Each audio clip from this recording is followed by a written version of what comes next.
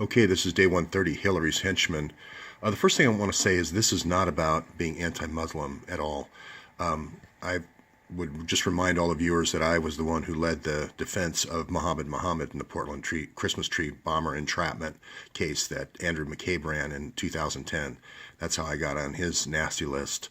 So even though I'm Jewish, I stood up for that Somali kid because he was being framed.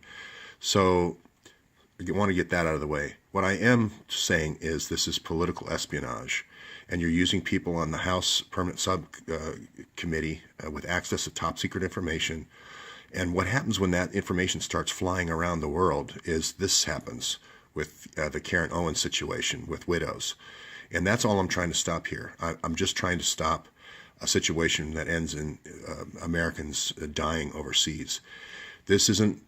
In the past, I've shown how Hillary's worked with Muslim Brotherhood to topple Libya and Syria, and now I'm showing how 5 different Awan brothers or Awan's operatives in the House Intelligence Committees are doing the same thing, are just as dangerous as hiring the Muslim Brotherhood to take over countries for you.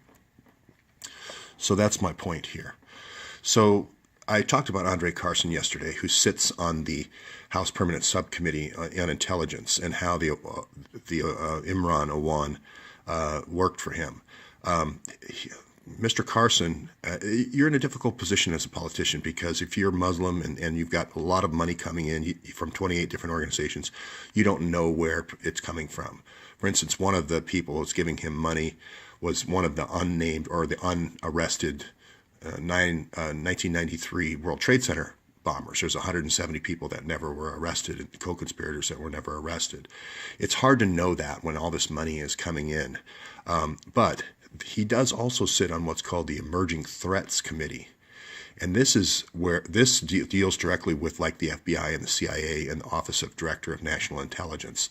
So this committee here would be hearing about the Yemen raid and various raids and so forth. So this is why it's so important that the 4 Democrats on this committee that gave the Awans top secret access. It's so important that we find out what days those burglaries were committed and what days those briefings were given. And here's where I encourage everyone in Washington: when you go to Starbucks, when you go to, you see a waiter, when you go out to eat, just start asking, did you hear about the break-ins? Did you hear about the break-ins? Do you know which congressman got broken into? If you work in any of those congressional offices, there's over 1,000 people that work on the Hill.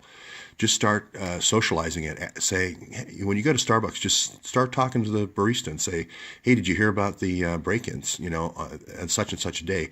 We can work around the Capitol Police. You can't hide 20 break-ins and 20 server thefts and 20 hard drive thefts. Now, these 5 Awans that were involved in this had to get their visas from somewhere. They had to get their visas from some kind of Pakistan visa attorney. So we're going to also be looking into how the heck did they get visas and top secret clearances. There has to be a background investigation of all those. So all those papers need to come forward in this investigation. Again, this is Adam Schiff bringing everyone down. By trying to talk about Russia leaks, you're basically attracting attention to the House Permanent Subcommittee on Intelligence. So Adam Schiff's the one that's initiated all of this. Has the FBI been notified of the 20 congressional break-ins? I would assume by now they have, because thousands of people retweeted this yesterday. So, but remember, the 5 Awans, the 4 Awan brothers and the wife, had an external server, just like Huma, just like Hillary. We need to find that server. That server is going to be the treasure trove for the House Intelligence Committees. Not only the Intelligence Committee, but the Homeland Security Committee and also Foreign Affairs Committee. So, again, I don't want to belabor this, but this goes all the way back to 2004.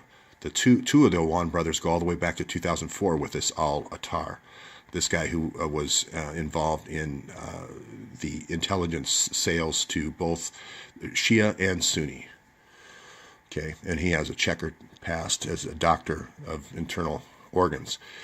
Representative Speer here, S-P-E-I-E-R, Jackie Speer, She also is on the Emerging Threats Committee. There's two other ones. One is a guy from Chicago by the name of Ron Quigley, and the other guy's a guy from California, Dublin, California, is Swalwell. So I'll get to them in the future. But all of these people are being hired and were funneled in through Debbie Wasserman Schultz.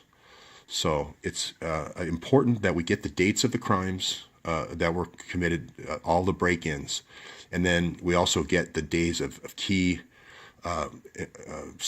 key meetings of the Emerging Threats Committee, especially the date that this